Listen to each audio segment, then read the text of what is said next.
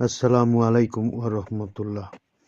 প্রিয় দিনী ভাই বোনেরা, আজকে আপনাদের সম্মুখে খুব গুরুত্বপূর্ণ একটি দোয়ার কথা বলবো।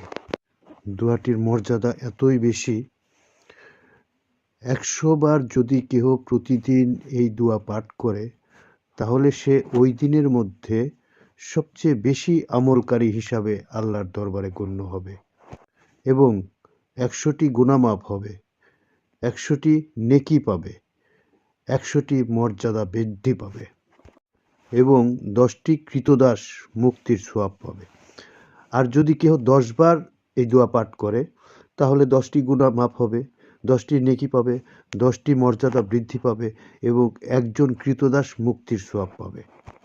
আরেকটা হাদিসে বর্ণনা আছে, যে ব্যক্তি প্রতিদিন ১০০ বার এই দোয়া পাঠ করবে, তার সারা জীবনের গুনাহ মাফ করে দেওয়া হবে।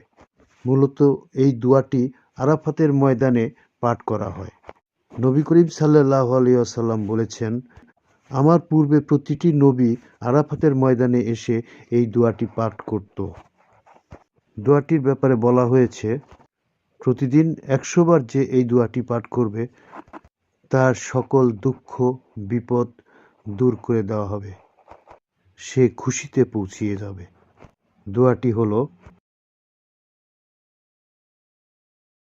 লা ইলাহা ইল্লাল্লাহু ওয়াহদাহু লা শারীকা লাহু লাহুল মুলক ওয়া লাহুল হামদ ওয়া হুয়া আলা কুল্লি শাইইন কাদির। অর্থাৎ, আল্লাহ ব্যতীত কোনো ইলাহ নেই, তিনি এক ও অদ্বিতীয়, তার কোনো শরীক নেই, রাজত্ব তাঁরই, প্রশংসা তাঁরই, তিনি সব কিছুর উপরে সর্বশক্তিমান। সুবহানাল্লাহ, আলহামদুলিল্লাহ, লা ইলাহা ইল্লাল্লাহু, আল্লাহু আকবার।